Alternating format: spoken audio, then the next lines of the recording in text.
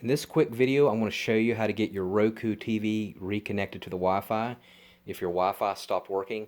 Now, this particular version is the on Walmart brand Roku TV, but again, it'll work with any Roku TV, whether that's a Pioneer, JVC, RCA, or whatever brand that you would have. The settings might be a little bit different, but the premise is the same. So what I want you to first do is go wherever the room or wherever your router is, your Wi-Fi router, and I want you to try another device on that router, whether it be your smartphone or a laptop or a computer, and see if that another device will work on that router. If they don't, then you know the issue is not with your TV, it's with the router. So then what I want you to do is reset the router. You could even unplug it for the wall for about 5 minutes, plug it back in, see if you can get a connection on another device, and then try your TV. And a lot of times that's an issue. Make sure if it's a new setup for your TV, make sure that the TV is close enough to the router. So if you got the router like on another story in your home, it might just not be getting connection. Or there may be too many devices on that Wi-Fi network. So if you got family members and several people are watching Netflix or whatever, it might be that the bandwidth is just not enough to get to your Roku TV.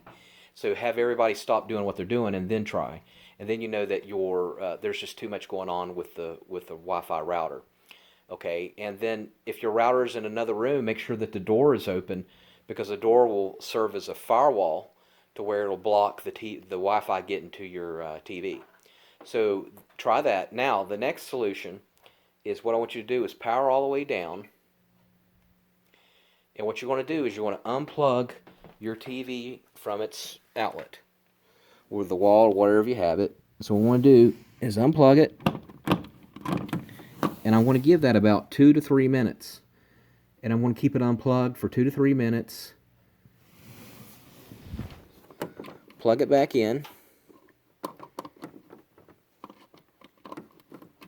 And you might want to try this 2 or 3 times. But let's see. Power it back on. All right, and now we're going to see, that's going to do like a little small reset. Let's see then if you can get on your Wi-Fi. Okay, if that doesn't work, what I want you to do is to disconnect your Wi-Fi service to have it forget your Wi-Fi network on the TV. So on the on, I'm going to go to settings, and then from there, I'm going to go all the way down to system. And then from system, I'm going to go down to advanced system settings. And then from here, it says network connection reset. And then I'm going to go here and reset connection. And what that's going to do, it's going to forget what the network is. And then from there, you're going to give that about a good 2 to 3 minutes. And then you're going to re-enter. It's going to still recognize the network. You just have to re-put in the password and everything. Okay. Try that now and see if that'll get you connected. That'll solve a lot of the problems right there. Now on your other TVs, the settings will be in a different place. But if you can't find it, if you can visibly see your network, just click on Forget this connection, and then that way it'll reset it. Okay. Next thing is to do a boot on your Roku TV.